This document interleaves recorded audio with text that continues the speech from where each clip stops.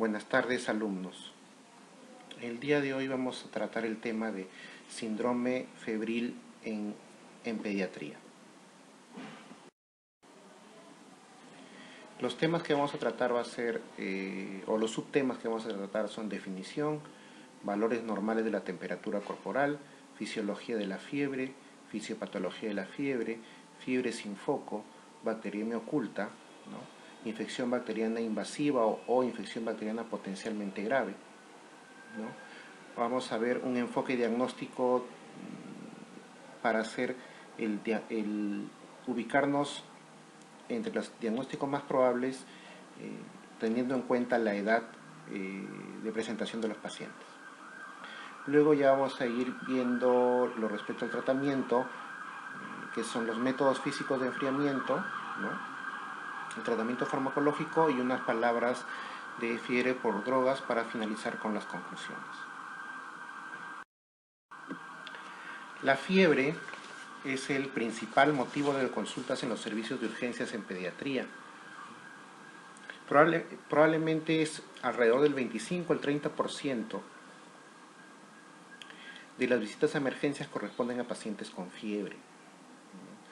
Y en nuestro medio nos estamos dando cuenta que el paciente llega a emergencia en forma rápida, generalmente en las primeras horas de enfermedad, ¿no? Habitualmente en las 12 a 24 primeras horas de fiebre, en las cuales todavía es muy pronto y hacer el diagnóstico, es muy pronto para hacer el diagnóstico y estamos en una disyuntiva de darle una información respecto al diagnóstico a la mamá. Y muchas veces en esas primeras horas el paciente no presenta muchos síntomas, ¿no? Entonces podemos estar frente a un paciente con un cuadro febril sin foco en ese momento.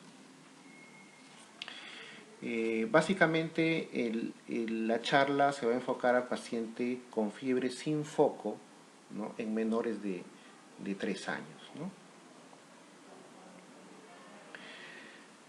Se tiene la creencia que la fiebre muchas veces es una enfermedad y no un signo de la enfermedad, que puede llevar a una vigilancia y tratamiento excesivos, tanto por parte de las madres como de los profesionales de la salud. Por parte de los padres, porque sienten una ansiedad y muchas veces una fobia a la fiebre. Y en cuanto a los profesionales de la salud, ¿por qué? Porque en muchas oportunidades van a prescribir antibióticos, una serie de antitérmicos o inclusive pedir exámenes de laboratorio. Entonces tenemos que saber a qué paciente y en qué circunstancias vamos a solicitar determinados exámenes de laboratorio.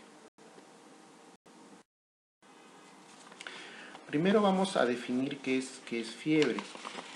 Definimos fiebre como una elevación anormal de la temperatura corporal cuando esta temperatura es por igual o encima de 38 grados centígrados, que ocurre como parte de una respuesta biológica específica mediada y controlada por el sistema nervioso central. ¿Qué cosa es hipertermia? Hipertermia es la elevación de la temperatura corporal sin que medien cambios en el centro termorregulador hipotalámico. Se va a deber a alteraciones en la producción, aporte y o eliminación de calor. Por ejemplo, tenemos un paciente recién nacido, ¿no? Que lo lleva la madre, ¿no? Porque refiere que tiene, por ejemplo, 38,2 de temperatura, ¿no? De repente ese paciente estuvo con sobreabrigo, ¿no? O de repente, ¿no? Está muy abrigado y eso hace que aumente la temperatura corporal. O el paciente está deshidratado y eso también hace que aumente la temperatura corporal. Esto vendría a ser una hipertermia, no una fiebre. Porque aquí no van a mediar cambios, ¿no? En el centro termorregulador hipotalámico. Y hiperpirexia es la elevación de la temperatura corporal a valores por encima de 41 grados centígrados.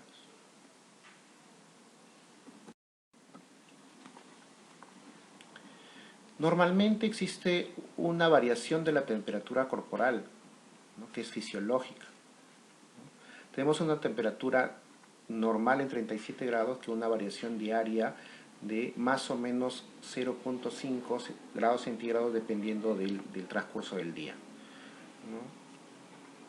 Vamos a tener un mínimo mínimo la temperatura en el día. En el día va a ser entre las 2 y las 4 de la mañana y un máximo entre las 4 y las 6. Dicha variación normal de la temperatura se mantiene incluso durante la respuesta febril. Es decir, si estamos cursando con un cuadro infeccioso, vamos a tener un poco más de fiebre, ¿no?, en estos lapsos de tiempo. Ya hemos hablado acerca sobre las variaciones normales, ¿no?, de la temperatura. También vamos a mencionar que hay lugares en que se puede tomar la temperatura, ¿no? Temperatura rectal, ¿no?, temperatura oral, temperatura axilar, ¿no? Algunos también lo toman temperatura cutánea en la frente o lo toman a nivel óptico, ¿no? Y tenemos instrumentos de medida, termómetro digital, termómetro de mercurio. Actualmente muchas veces se prefiere el termómetro digital para evitar aquellos accidentes que pudieran ocurrir derivados de una ruptura del termómetro de mercurio. Pero todavía se debe usar también el termómetro de mercurio. No quiere decir que no se use, ¿ya?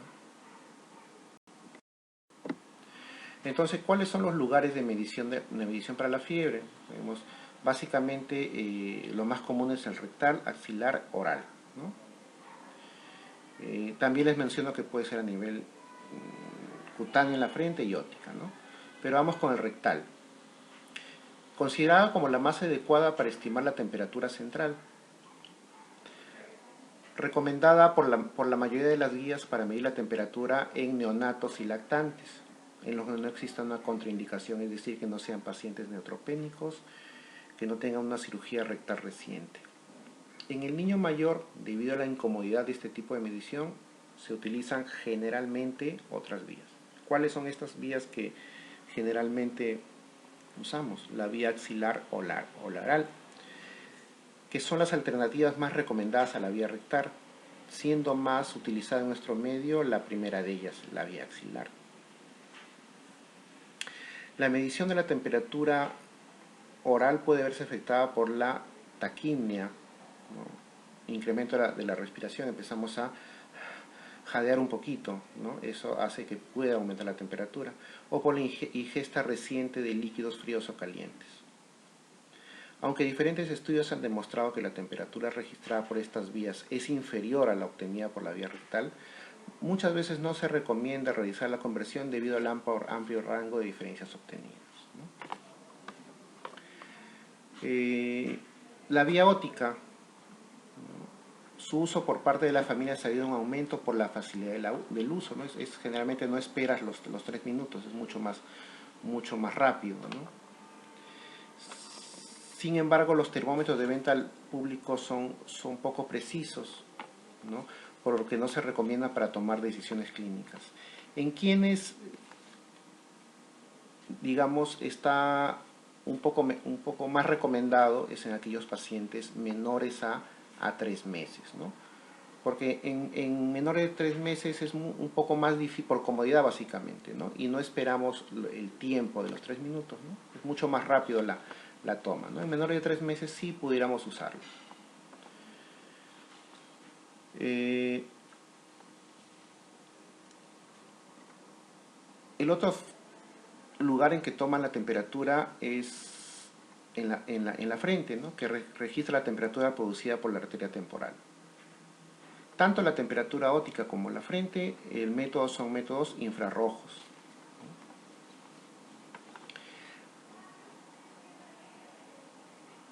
El inconveniente, vuelvo a manifestar, que hay unas amplias variaciones, ¿no? Muchas veces van a depender del instrumento en el cual lo estamos utilizando, ¿no? También puede variar por el sudor o cambios vasculares.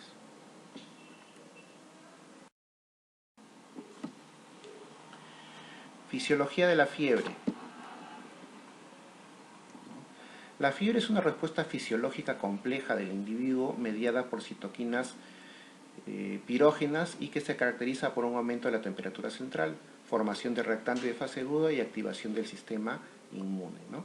Ya sabemos que hemos definido fiebre como temperatura rectal mayor a 38 grados. No es una respuesta peligrosa, ¿no?, sino es un arma bien diseñada que el organismo utiliza para luchar contra la infección, ¿no? El hecho de que el paciente tenga fiebre significa que su sistema inmune está competente, ¿no? Inclusive el aumento de las temperaturas hace que haya menos replicación de los microorganismos. Entonces tenemos la fisiopatología de la fiebre, ¿no? Tenemos acá la presencia de pirógenos exógenos, ¿no?, que pueden ser microorganismos, toxinas microbianas, reacciones inmunológicas, inflamación, traumatismos, neoplasias. Recordemos que la fiebre no, si bien es cierto, en su gran mayoría de los casos es por un proceso infeccioso, también se puede presentar por una reacción inmunológica. Por ejemplo, la aplicación de inmunoglobulinas para un tratamiento, ¿no?, puede dar fiebre, ¿no? Una leucemia, ¿no?, puede dar fiebre. Un lupus eritematoso da fiebre. Una artritis reumatoidea juvenil puede dar fiebre. Algún traumatismo también puede dar fiebre. Entonces estos pirógenos exógenos van a activar el sistema inmune. ¿Quiénes intervienen en este sistema inmune? Los monocitos, macrófagos, neutrófilos, algunos linfocitos T, fibroblastos, células endoteliales, células neoplásicas y células neoplásicas no inmunológicas, ¿no?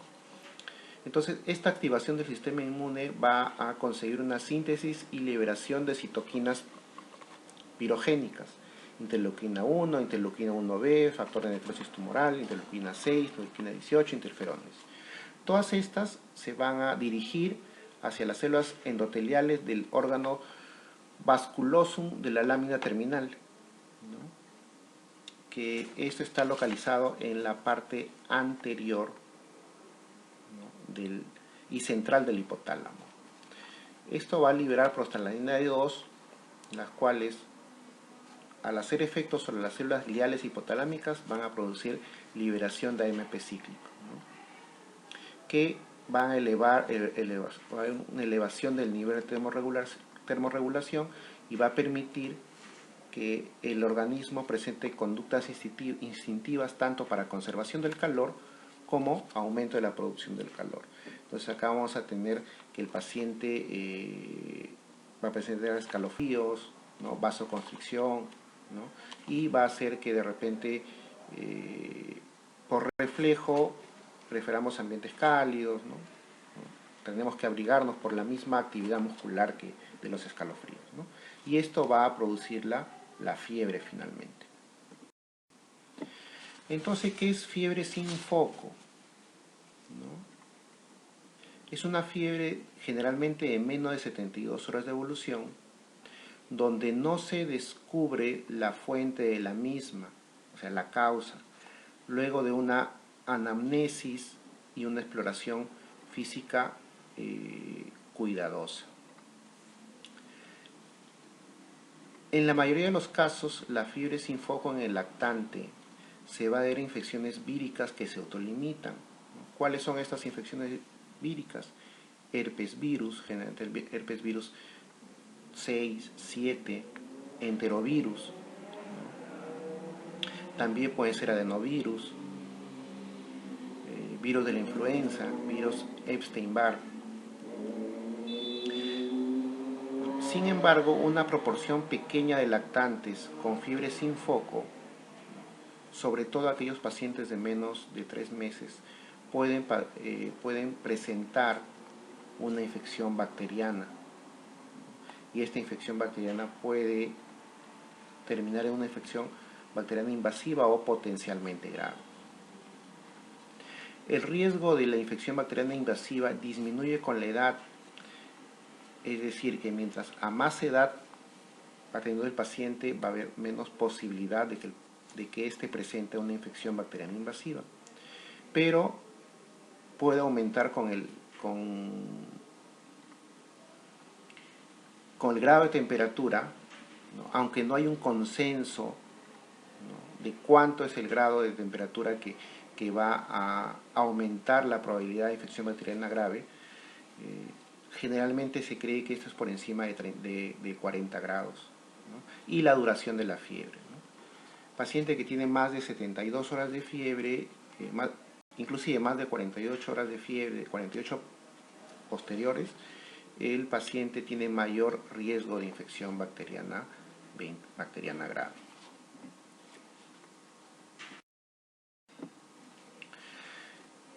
Vamos a hablar qué cosa es una bacteriemia oculta, que también puede ser una forma de presentación de una infección bacteriana en un paciente con fiebre sin foco.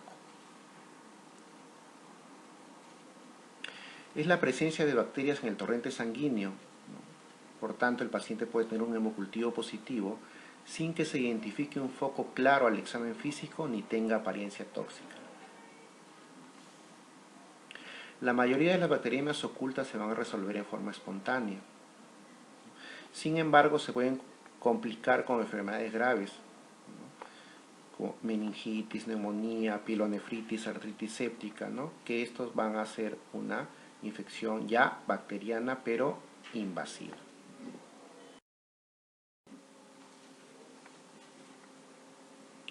Ante todo síndrome febril se debe buscar signos de alarma, ¿no?, apariencia tóxica. Específicamente, ¿qué es lo que tenemos que buscar, ¿no? Signos de hipoperfusión tisular, piel moteada o marmórea, palidez marcada, frialdad, generalmente frialdad distal, cianosis, pulsos débiles, ¿no? Inclusive acá podemos, si se pudiera medir el flujo urinario, sería importante. Exantema petequial generalizado, afectación del nivel de conciencia, vamos a tener probablemente un paciente somnoliento, letárgico, signos de insuficiencia respiratoria, ¿no?, pobre contacto visual.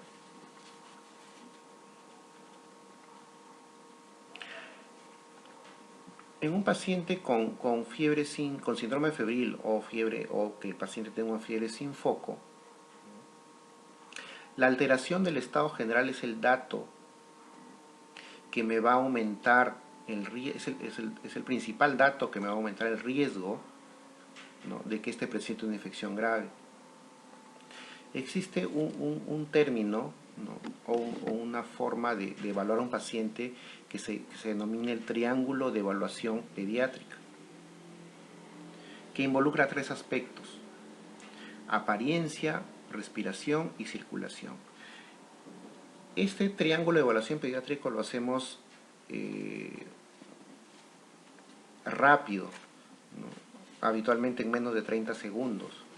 Debemos acostumbrarnos a aplicarlo en todo paciente febril, porque todo paciente febril, ¿no?, por más que conozcamos que por frecuencia las causas virales son las más frecuentes, sí va a haber un pequeño porcentaje que va a depender de algunas variables, ¿no?, que van a ser una infección bacteriana que puede llegar a ser grave, ¿no?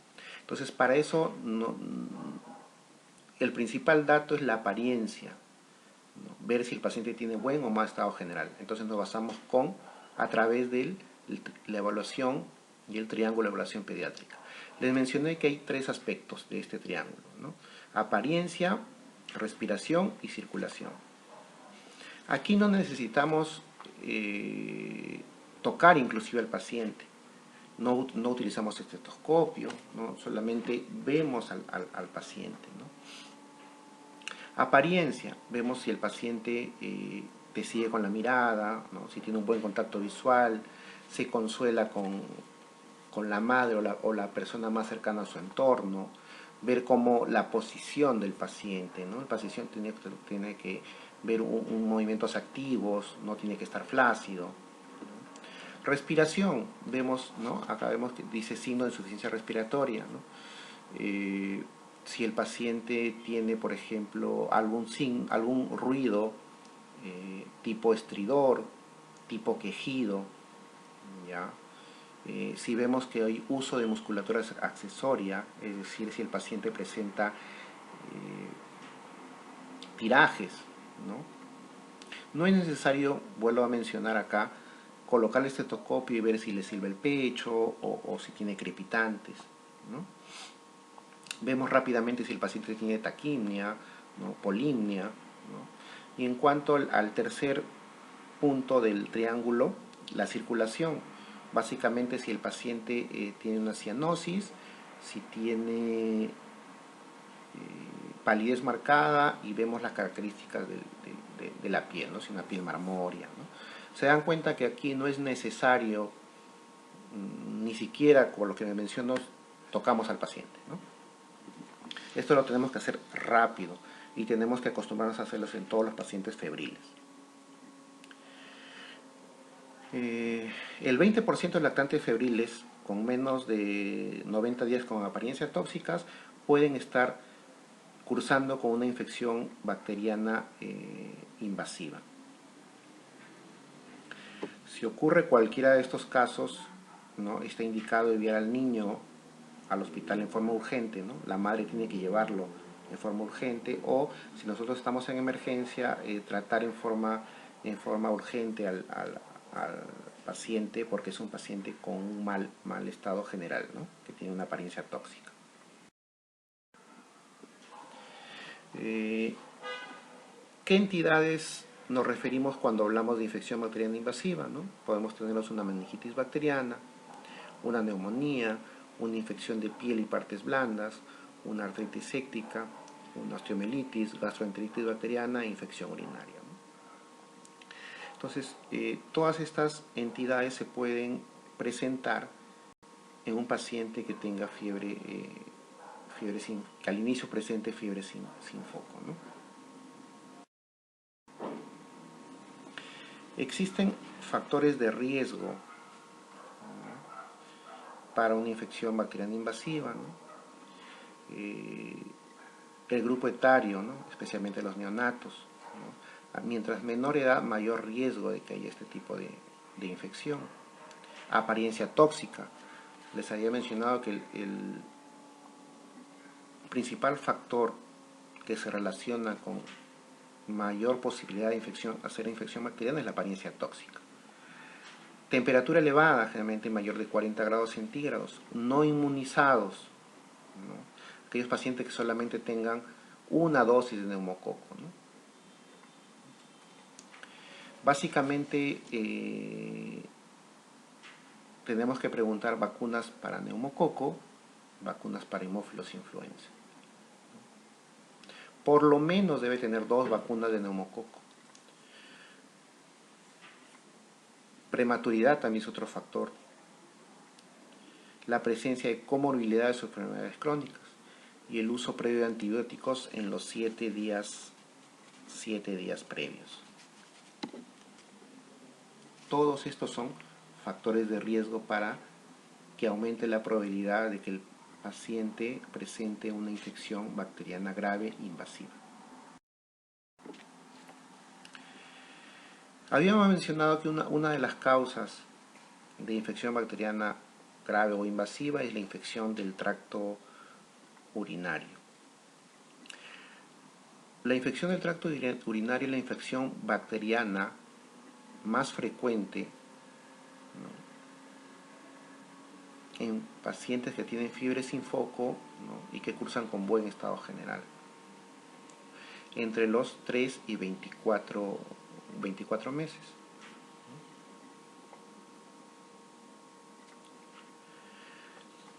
En los lactantes menores de 3 meses la incidencia en niños y niñas es bastante similar, ¿no?, 7-8%, mientras que en los lactantes de 3 a 12 meses aumenta ya para las niñas y disminuye para los niños, ¿no?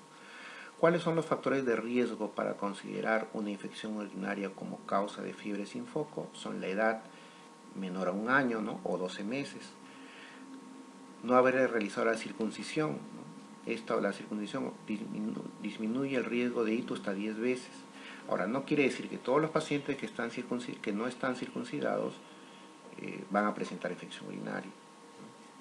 El sexo femenino, temperatura mayor de 39 y duración de la fiebre mayor a 2 días, ¿no? Entonces, siempre cuando tengamos un paciente con fiebre sin foco, consideremos, especialmente si lleva un estado general y tiene menos de 2 años, ¿no? Consideremos la infección urinaria, ¿no? Porque es la principal causa de fiebre sin foco, ¿no? en generalmente pacientes menores de 2 años, ¿no? Y siempre preguntar estos datos, ¿no? para hacer un diagnóstico oportuno y preciso. Meningitis también es una causa de infección bacteriana invasiva, ¿no? Pero con la presencia de las vacunas conjugadas tanto como frente a la Haemophilus influenza, neumococo, meningococo C, su prevalencia ha disminuido mucho. En niños de 3 a 36 meses, los signos y síntomas de la exploración física permiten descartar la existencia de meningitis, pero esto no sucede así en lactantes menores de 3 meses, ¿no? En lactantes menores de 3 meses pasa muchas veces desapercibido, ¿no? Simplemente el paciente puede tener fiebre y puede, ¿no?, estar cursando con una meningoencefalitis. Por eso vamos a ver en las siguientes diapositivas que en muchos de estos pacientes vamos a tener que realizar una punción lumbar.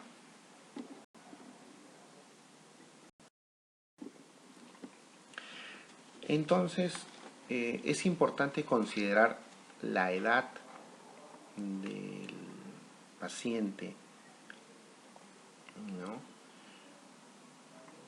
ya que la edad va a estar en relación, como hemos visto, al riesgo de bacteriemia.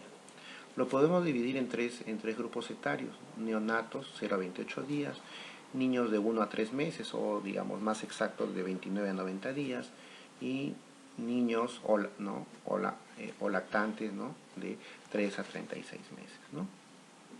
Generalmente esa es la clasificación, ¿no?, que utilizamos cuando tenemos un enfoque por edad y ver el riesgo de bacteriemia. Entonces, ¿qué sucede cuando nos enfrentamos para un paciente menor a 29 días, ¿no?, un neonato, ¿no? Paciente febril incluye pacientes de bajo riesgo, es decir, que tiene buen estado general, ¿no? No tiene apariencia tóxica, ¿no? Hacemos nuestra evaluación completa de sepsis, ¿no? Es decir, pedimos nuestra procalcitonina, pedimos nuestra PCR, pedimos nuestro hemograma, examen de orina, hacemos unos cultivos y una obtención de líquido cefalorraquídeo a través de la punción lumbar, ¿no?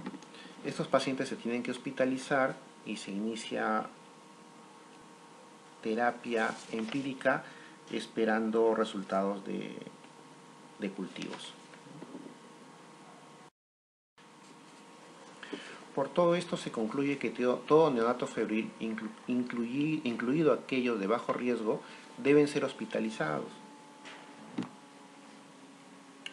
Y se les debe hacer un estudio que incluya, como mencioné, hemograma, hemocultivos, inclusive 2 hemocultivos, examen completo de orina y urocultivo, PCR o BSG, procalcitonina, ¿no?, una procalcitonina mayor a 0.5 nanogramos por mililitro asociada a infección bacteriana severa, ¿no?, y punción lumbar para descartar muchas veces una encefalitis por herpes virus, ¿no?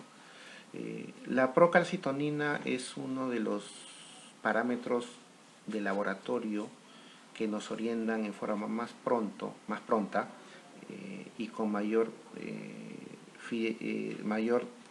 exactitud, ¿no?, si un paciente está cursando con una infección bacteriana severa. Entonces, tenemos que iniciar un tratamiento empírico, ¿no?, con antibióticos. Empírico, ¿por qué? Porque todavía vamos a tener los cultivos en ese momento, ¿no? ¿Y qué gérmenes son aquellos gérmenes en esta edad que son más frecuentes? Tenemos la E. coli, tenemos el estreptococo beta hemolítico grupo B o Agalactiae, tenemos también el enterococo, ¿no? Son los gérmenes más frecuentes. Inclusive a veces la listeria monocitógenes, ¿no? Entonces, ¿qué antibiótico vamos a emplear? Siempre doble cobertura. Habitualmente los esquemas son ampicilina más gentamicina, también podemos emplear la micacina, o una cefalosporina de tercera generación, en este caso cefotaxima más ampicilina. En esta última opción, sobre todo si la punción lumbar es compatible con una infección bacteriana, ya que, como nosotros sabemos, los aminoglucósidos, es decir, la gentamicina o amicacina, no van a pasar la barrera hematoencefálica. El posterior manejo, lógicamente, va a estar en relación a la evolución del paciente y el resultado de los exámenes y los cultivos, ¿no? Entonces, no olvidar, paciente neonato febril, incluido bajo riesgo, hospitalizar, tomar sus exámenes de laboratorio e iniciar tratamiento antibiótico.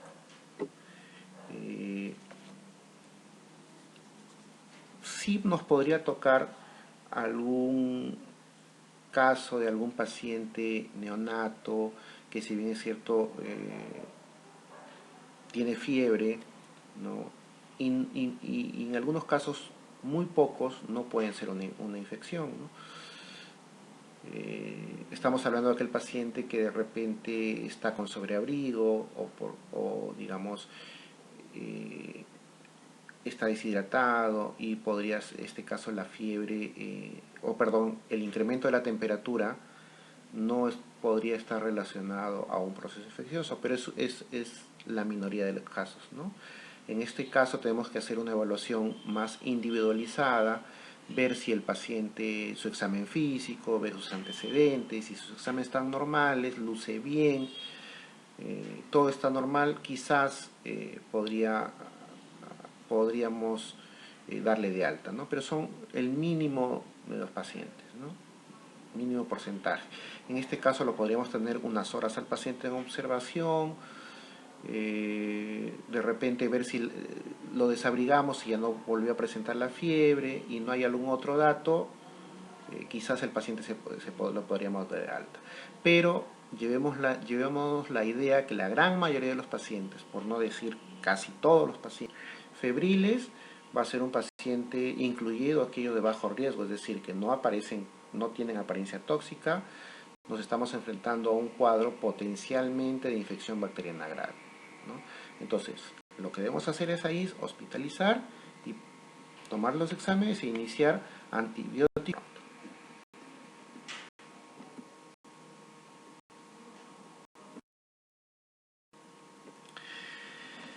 Pasamos a ya el segundo grupo etario que habíamos visto, ¿no? Fiebre en el niño de 29 a 90 días o de 1 a 3 meses, ¿no? Aquí sigue siendo la enfermedad viral benigna en su gran mayoría, ¿no? Igual que en el grupo anterior, también los virus son. Pero sí así como en el grupo anterior, hay un porcentaje de pacientes que pueden hacer todavía infección bacteriana severa, ¿no? Habíamos visto en uno de los primeros slides, o hace unos 3 o 4 slides, que inclusive un 20% de los pacientes, ¿no?, febriles menores de 3 meses van a cursar con infección bacteriana grave o invasiva, ¿no?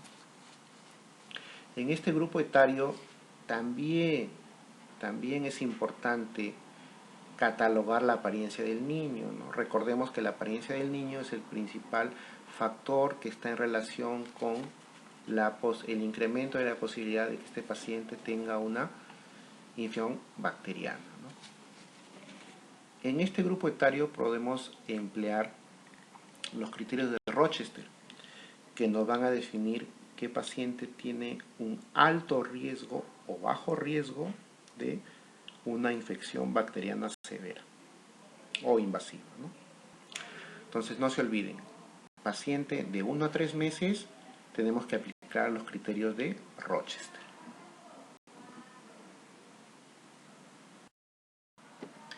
Entonces, ¿qué son los criterios? ¿Cuáles son los criterios de Rochester, ¿no? Que se llama criterios de ¿cuál es la finalidad? ¿No? Identificar aquellos pacientes que tienen bajo riesgo, ¿no? de hacer una infección bacteriana en aquellos pacientes menores de 3 meses que tienen fiebre sin foco. Entonces son básicamente 4, ¿no? Son cuatro ítems, ¿no? Lactante de buen estado general previamente sano, ¿no? Luce bien el paciente. 2, el punto 2 se refiere a los antecedentes, ¿no? Tiene que ser un nacido a término, que no haya recibido tratamiento antimicrobiano perinatal, no ha sido tratado de una hiperbilirubinemia inexplicada, no recibió ni está recibiendo tratamiento antibiótico días previos o al momento de la evaluación, no ha tenido hospitalizaciones previas, no tiene una enfermedad crónica o de base, es decir, no presenta comorbilidades, y al momento del nacimiento no estuvo hospitalizado durante tiempo, un periodo superior al de la madre, ¿no? El punto 3, ausencia de signos evidentes de infección de la piel, tejidos blandos, huesos, articulaciones u oídos. En cuanto a los valores de laboratorio, tenemos unos leucocitos entre 5.000 a 15.000, un recuento absoluto de abastonados inferior a 1.500, menos de 10 leucocitos por campo en sedimento urinario, menos de 5 leucocitos por campo en una muestra de extensión de heces, ¿no? En caso que presentara deposiciones líquidas. Entonces, para que cumpla criterios de bajo riesgo, tiene que cumplir los 4. Basta que no cumpla el criterio para decir que tiene alto riesgo. ¿Ya? No se olviden, tiene que cumplir los cuatro criterios.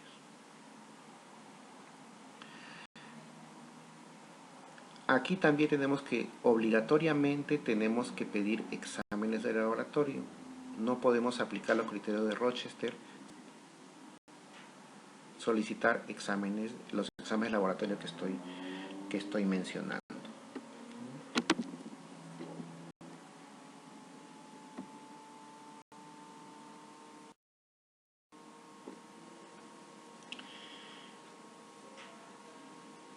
Para el manejo de este grupo podría hacerse una subdivisión, ¿no? Entre el lactante de 1 a 2 meses y el lactante de 2 a 3 meses, ¿no? Entre 1 y 2 meses se debería actuar como recién nacido, es decir, realizar todos los exámenes incluyendo la punción lumbar, con la diferencia de que si el examen físico es normal y los exámenes salen dentro de los límites normales, el paciente podría ser hospitalizado para observación sin uso de antibióticos, o el paciente podría ser evaluado diariamente en forma ambulatoria si los padres son confiables y se asegura un adecuado seguimiento, ¿no?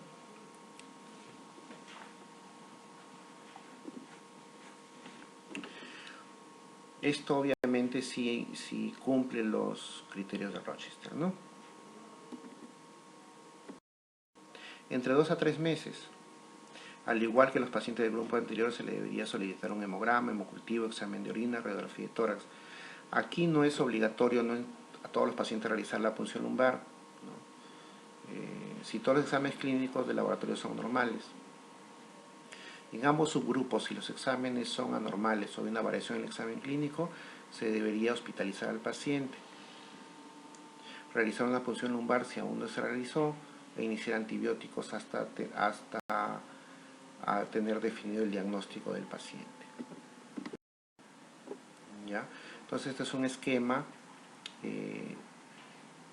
Si tenemos un paciente de alto riesgo, es decir, que no cumple los criterios de Rochester, les vuelvo a mencionar, tiene que cumplir los 4 criterios, basta que no cumpla uno para considerar alto riesgo. Entonces un paciente de alto riesgo de infección bacteriana severa o infección bacteriana grave, este paciente tiene que ser hospitalizado, le pedimos sus cultivos, vamos a realizar punción lumbar dependiendo de la edad, ¿no? Si tiene entre 1 a 2 meses, la realizamos. Si tenemos entre 2 o 3 meses, evaluamos, ¿no? E iniciamos antibiótico parenteral. Si tiene bajo riesgo, ¿no? El manejo, o sea, cumplió los 4 criterios de Rochester, es un paciente de bajo riesgo, el manejo va a ser ambulatorio. Podemos tener dos opciones. En el esquema 1 pedimos los cultivos y podemos iniciar una dosis, ¿no?, de tratamiento antibiótico con ceftriaxona, ¿no? 50 miligramos por kilo intramuscular, y lo revelamos en 24 horas. Y el esquema 2, en aquel paciente de bajo riesgo, vuelvo a repetir, en el cual va a ser un manejo ambulatorio, pedimos los cultivos y observación en casa, ¿no? Explicamos bien a los padres los signos de alarma, ¿no?, y el control en 24 horas, ¿no? Si había algún deterioro en el lapso de esas 24 horas, acudir inmediatamente a emergencia, la recomendación. Antes de pasar a fiebre en el niño de 3 a 36 meses, recordar que en un paciente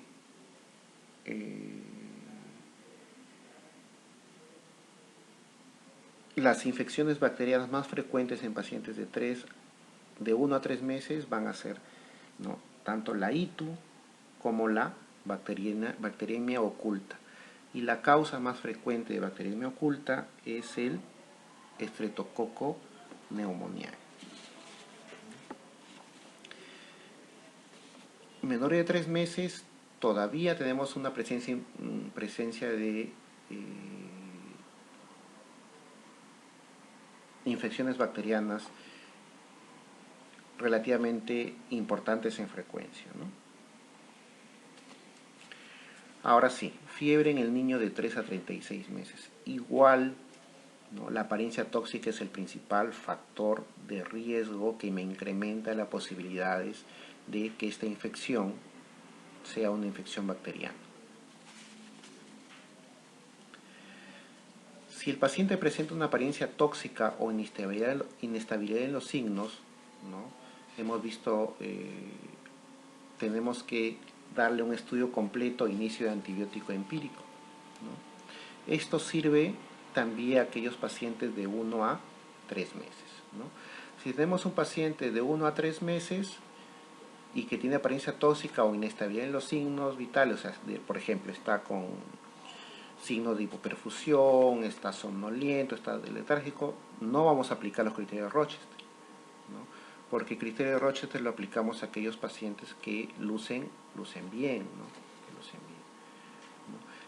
En estos pacientes tenemos que asumir que es un paciente que está con sepsis, ¿no?, o que puede hacer sepsis. Tenemos que hacer el ABC, inclusive podemos poner algún bolo de solución salina fisiológica, ¿no?, y hacemos nuestro estudio completo, inicio de antibiótico empírico, ¿ya?, que muchas veces es con cefalosporina de tercera generación. Si el paciente no tiene apariencia tóxica y tiene fiebre sin foco, tenemos que verificar el estado de inmunización, ¿ya?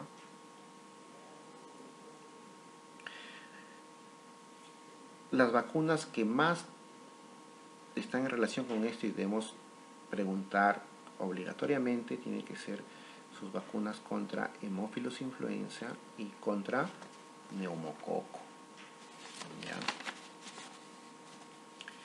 Igual aquí sigue siendo la infección urinaria y la bacteriemia oculta las causas más frecuentes de infección bacteriana, ¿ya?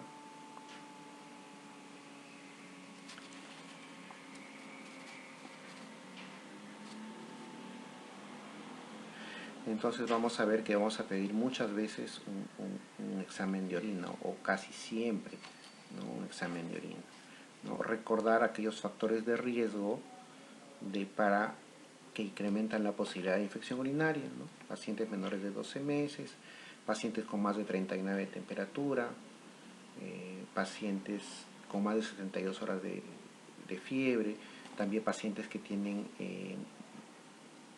algún episodio previo de infección urinaria, también es un factor de riesgo.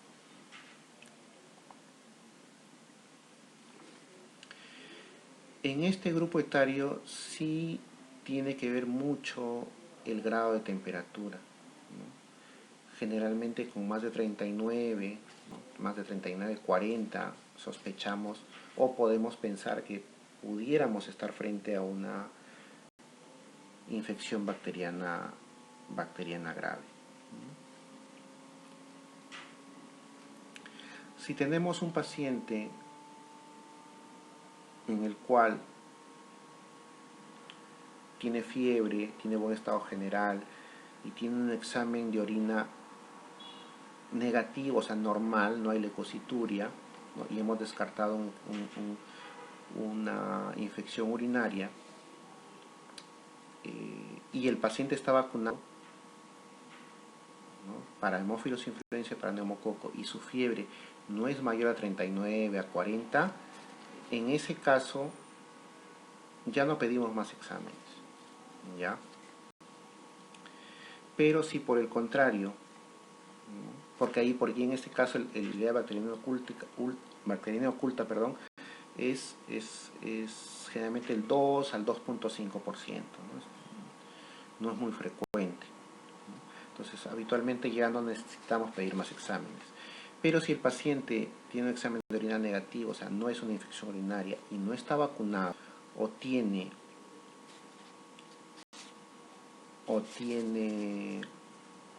más de 39, 40 de temperatura, ¿no? Podemos pedir lo que ya saben, ¿no? Procalcitonina, ¿no? Generalmente cuando es más de 0.5 nanogramos por mililitro está alterado en nuestro hemograma, ¿no? Cuando está más de 15.000, neutrófilos más de 10.000, ¿no? Inclusive podemos pedir una radiografía de tórax en pacientes, a pesar que el paciente no tenga sintomatología respiratoria, ¿no? Cuando tienes un hemograma con citos mayor a 20.000 o cuando la temperatura la duración de la temperatura es más de 72 horas. Obviamente nuestros cultivos, urocultivo, hemocultivo, ¿no?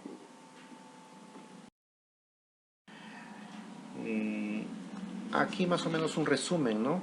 El paciente tiene fiebre sin foco, lo primero que tenemos que ver es el estado general, ¿no?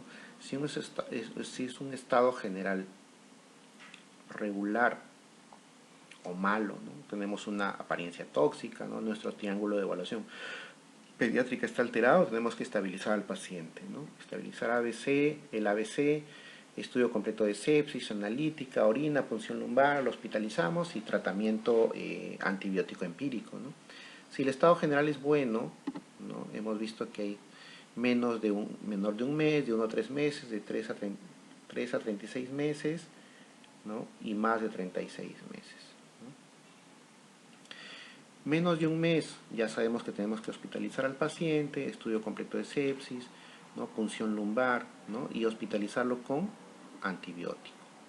De 1 a 3 meses, estratificar el riesgo, ¿no? Bajo riesgo, alto riesgo. Ahí ven que dice bajo riesgo y cumple todas. Se refiere a todos los criterios de Rochester, ¿no? Si es bajo riesgo, ¿no? Alta, sin antibiótico, ¿no? Si es alto riesgo, ¿no? Hospitalizar al paciente, ¿no?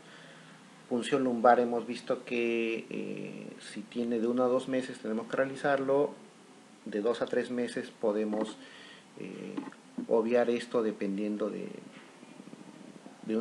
una evaluación individualizada del paciente. No necesariamente todos los pacientes por encima de 2 meses van a tener que realizar la punción lumbar, ¿no? Pero en ambos grupos, ¿no? Es decir, de 1 a 2 meses, de 2 a 3 meses, tenemos que ingresarlos con antibióticos, porque son pacientes que tienen alto riesgo de infección bacteriana porque no cumplen los criterios de Rochester, ¿no? Tenemos el tercer grupo de 3 a 36 meses, ¿no? Entonces también vemos, ¿no? ¿Tiene buen estado general o no tiene buen estado general? Si tiene buen estado general, le pedimos examen de orina, ¿no? Vemos si está vacunado o no y si tiene una temperatura menor a 40 grados centígrados o no, ¿no? Si está vacunado y tiene una temperatura menor a 40, ¿no? Hemos dicho que alta. Seguimiento, explicamos signos de alarma, sus antipiréticos. Si no está vacunado o tiene una temperatura mayor a 40, ¿no? En este caso tenemos que pedir, ¿no? los exámenes que ya sabemos: procalcitonina, PCR, BCG, cultivos,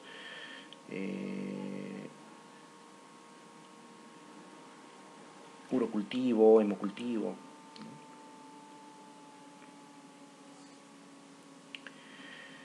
Si no tiene buen estado general, igual también pedimos nuestros exámenes y la decisión del antibiótico va a depender de la presencia de los resultados de estos exámenes.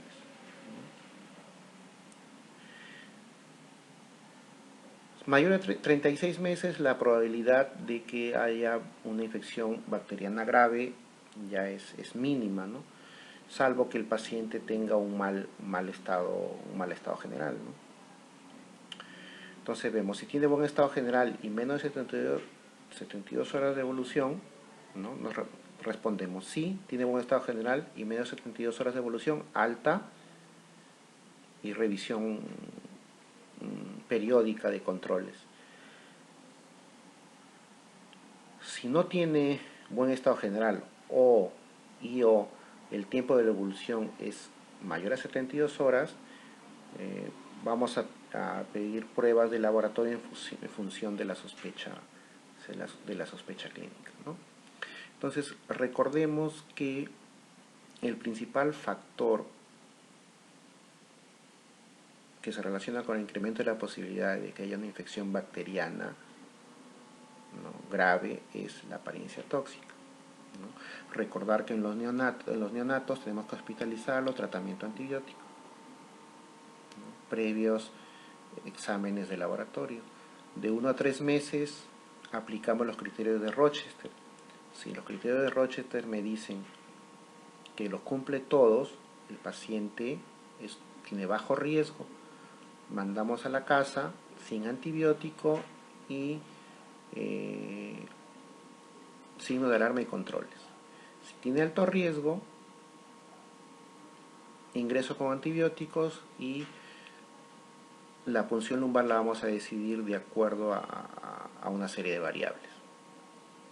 De 3 a 36 meses, recordar que aquí es importante ver el estado vacunal y el grado de temperatura, ¿no? Si está vacunado y tiene menos de 40 y tiene buen estado general, habitualmente ya no pedimos ningún examen, no damos tratamiento antibiótico y controles periódicos. Si no tiene buen estado general,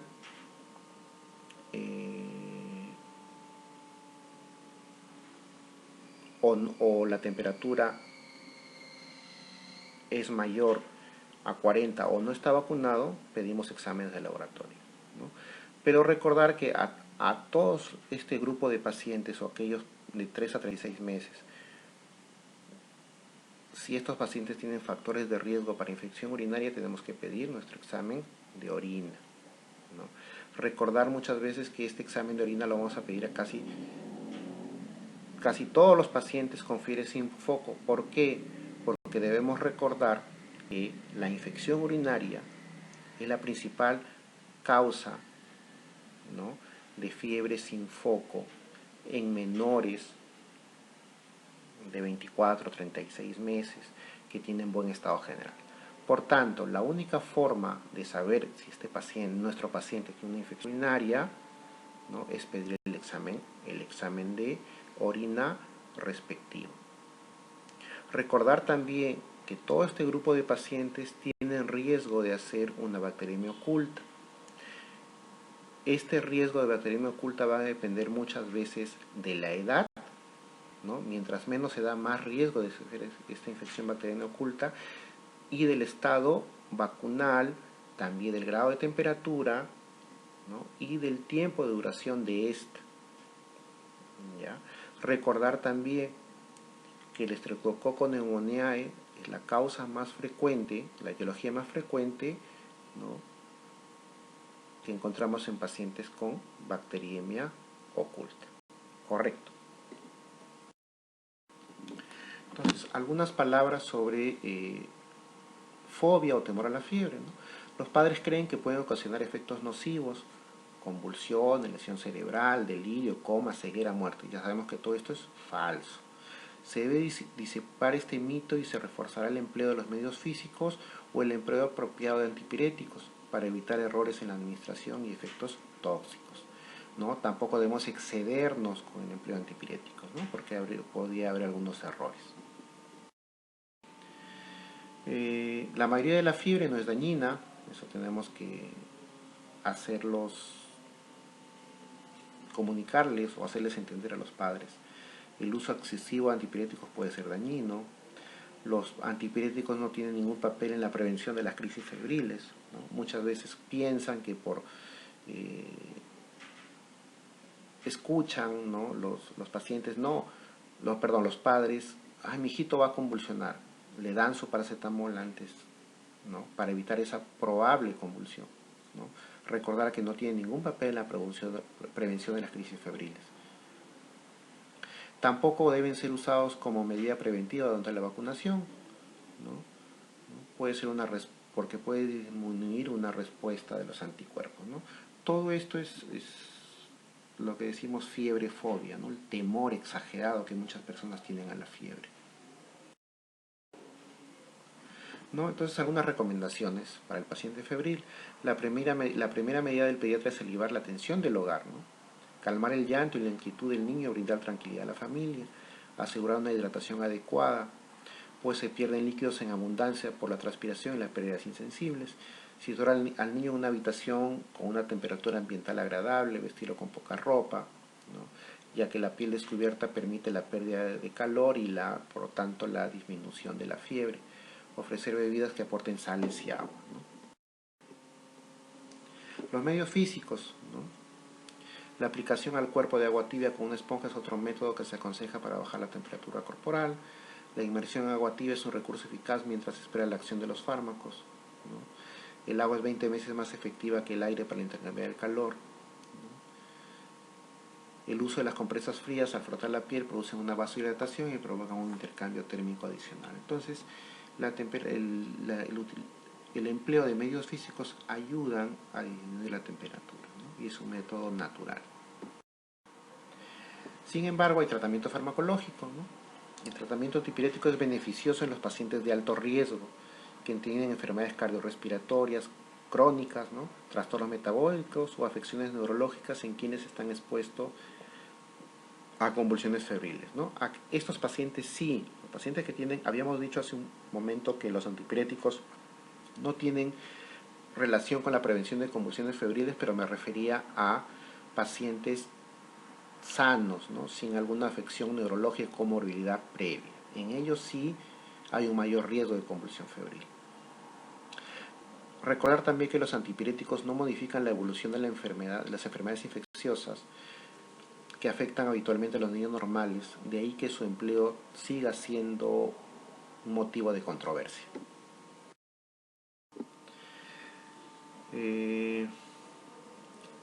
Vamos a hablar un poco del paracetamol. La dosis es 10 a 15 miligramos por kilo por dosis, cada 4 a 6 horas. Es el antipirético más utilizado en pediatría, ¿no? Es un compuesto de origen sintético derivado del P-aminofenol. El mecanismo de acción es aún desconocido, pero el efecto antipirético parece deberse a su capacidad para disminuir la síntesis cerebral de prostaglandinas. La absorción es rápida y casi total en el tracto gastrointestinal, ¿no? Se unen las proteínas plasmáticas un 20 a 50%, su vida media es 1 a 4 horas, ¿no? Tenemos paracetamol vía oral, que puede ser en gotas, ¿no? Frasco, suspensión y tabletas, pero también tenemos paracetamol endovenoso, ¿no? El paracetamol endovenoso tenemos una dosis de carga de 20 miligramos por kilo por dosis, luego de seguida de una dosis de mantenimiento de 10 miligramos por kilo por dosis cada 12 horas. ¿No? Tenemos que administrarlo en una infusión que pase en 15 minutos. ¿Ya? Y la presentación son frascos de 500 miligramos por 50 mililitros o 1000 miligramos por 100 mililitros. La hepatotoxicidad es el efecto adverso más frecuente. Se suele presentarse con la administración de múltiples dosis supraterapéuticas a mayor a 15 miligramos por kilo por dosis, ¿no? Hay mayor riesgo de hepatotoxicidad con la isoniazida, rifampicina, fármacos antipilépticos, ¿no? Está contraindicado en pacientes con insuficiencia hepática. Ibuprofeno, que es un antiinflamatorio, dosis de 5 a 10 miligramos por kilo por dosis. Es una dosis aceptable, eficaz y segura cuando se usa un tiempo limitado en mayor de 6 meses. Inclusive en muchos estudios tienen un efecto antipirético ligeramente mayor que el paracetamol, contraindicado en pacientes con insuficiencia renal, trastorno de coagulación y úlceras gastroduodenales. Hasta hace poco se creía que no puede ser seguro en pacientes con antecedentes de asma. Esto ya está rebatido. El ácido acetil salicílico, que también es un AINE, en pediatría su uso está bastante restringido por la asociación de síndrome de relleno, que es una enfermedad grave caracterizada por encefalopatía hepática, que puede afectar a niños y adolescentes con una incidencia máxima entre los 5 y 15 años, ¿no? Empieza con un cuadro febril, aparentemente una virosis, posteriormente presenta vómitos, alteración de estado de conciencia, hepatomegalia, transaminasas elevadas, sin ictericia. En pediatría, básicamente el ácido acetilsalicílico lo empleamos en pacientes con síndrome de Kawasaki, ¿no? Aquí ya vemos, ¿no? En pediatría lo usamos en artritis reumatoidea, enfermedad de Kawasaki, ¿no? Y la FDA recomienda que colocar los riesgos en los insertos de estos medicamentos infantiles, ¿no? Metamizolodipirona, ¿no? La dosis es 15 miligramos por kilo por dosis, vía oral, rectal o parenteral. Un riesgo de la hipotermia, especialmente en pacientes menores de 1 año de edad, ¿no? Y su uso parenteral, ¿no? puede causar hipotensión. La FDA en Estados Unidos no recomienda su uso en niños por su asociación para desarrollar agranulocitosis. Sin embargo, en nuestro medio sí se usa con bastante frecuencia, ¿no? Lo conocemos, ¿no? Nombres comerciales, ¿no? Repriman, Antalgina, Novalgina, ¿no? Que son ampliamente conocidos y deberían usarse con precaución, ¿no? Finalmente, fiebre por drogas, ¿no? Recordar que algunos medicamentos pueden causar fiebre, ¿no? Los antibióticos que pueden producir fiebre son penicilina, cefalosporina. También tenemos anticonvulsivantes como fenitoína, carbamazepina, antineoplásicos, agentes cardiovasculares. El tratamiento consiste en suspender el fármaco causal y la fiebre suele desaparecer en 72 horas después de interrumpir el fármaco responsable. Y para terminar, conclusiones. Vemos que en la mayoría de los casos la fiebre sin foco en el lactante se debe a infecciones víricas que se autolimitan. Sin embargo, una proporción pequeña de lactantes con fiebre sin foco, sobre todo menores de 3 meses, padecen de una infección bacteriana invasiva. Ante todo paciente que presenta fiebre se debe buscar factores de riesgo, signos de alarma y evaluar si el paciente tiene un aspecto tóxico. Los antipiréticos no modifican la evolución de la enfermedad infecciosa. O sea, no va a cortar la enfermedad, ¿no? Definitivamente no acorta la enfermedad ni va a mejorar el proceso infeccioso. De ahí que su empleo siga siendo motivo de controversia. La edad el aspecto general y las horas de evolución de la fiebre son claves a la hora de decidir la realización de pruebas complementarias como hemos visto en el transcurso de la charla, ¿no? Bueno, eso sería la última diapositiva, ¿no?